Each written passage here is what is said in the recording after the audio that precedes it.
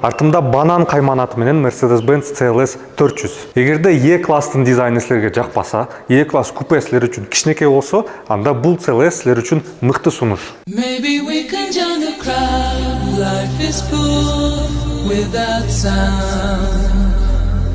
Биринчи динамикасын көрөлү. Капоттун астына 2,9 литр турбо дизель кыймылдаткычы, 340 аттын күчү жана 700 ньютон метр айлатма учуру. Мунун негизи ар кандай жүрүү режимдери бар. Индивидуал, комфорт, спорт жана спорт плюс. Азыр спортко койдук. 1, 2, 3.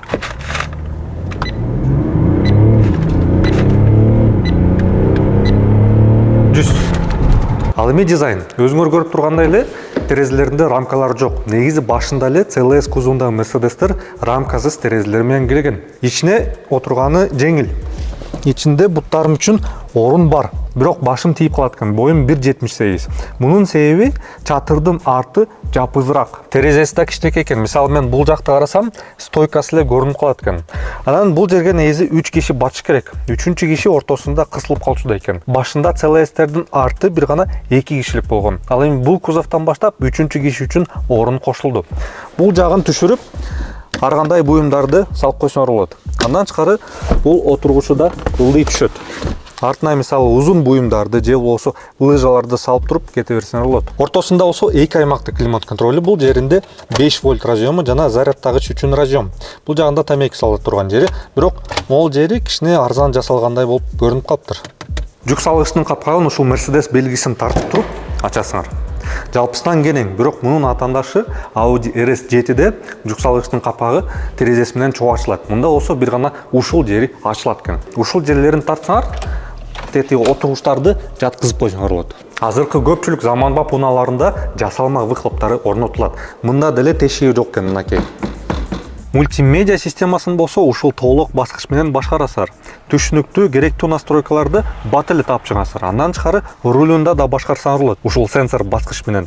Бул сенсор баскыч менен прибор панели настройкалансаңар болот. Бул жакта деле толтура ар кандай настройкалар бар. Жада калса спидометрдин дизайнын өзгөртүп койсоңор болот. Бурмистер деген Mercedes'тин жогорку аудио системасы. Отургучтарды баскычтар менен жылдырасыздар. Отургучтардын эс тутуму, жылыткычтары жана муздаткычтары бар.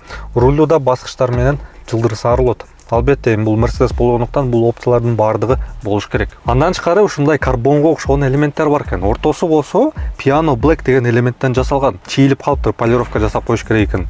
Бул жагында толук өзгөчө дизайндагы дефлекторлору, жалпы салондун дизайны өтө сонун болуп чыкты.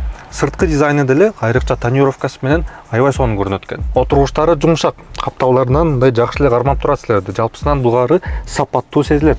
Үстүндө болсо айнеги бар. Ушул бананда катар менен жайгашкан 6 цилиндр турбо дизель мотору турат. Жүрүп баратканда тып-тынч, жумшак иштейт. Бирок жүрбөй турганда эмнегедир ызы чуусу көп.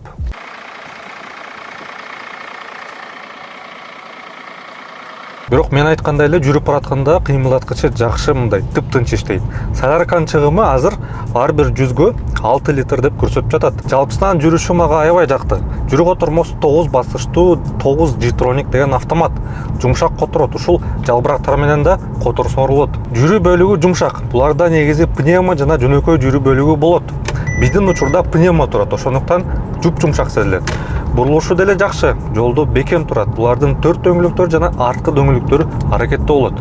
Обзору жакшы. Бир гана ушул капталдагы стойкалар кичине тоскоолуу болот экен. Алдыбызда проекциясы бар.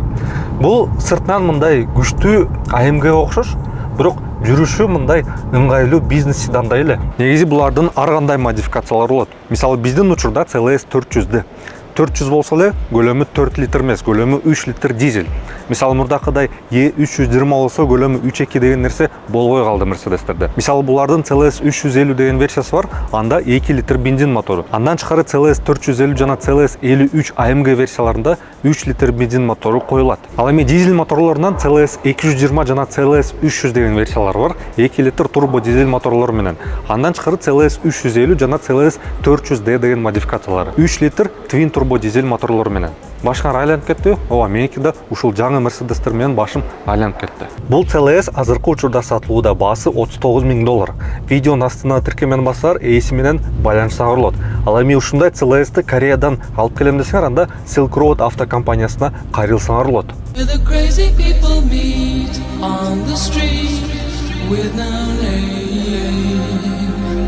If you wish upon a star, here's the place, Club Bizarre.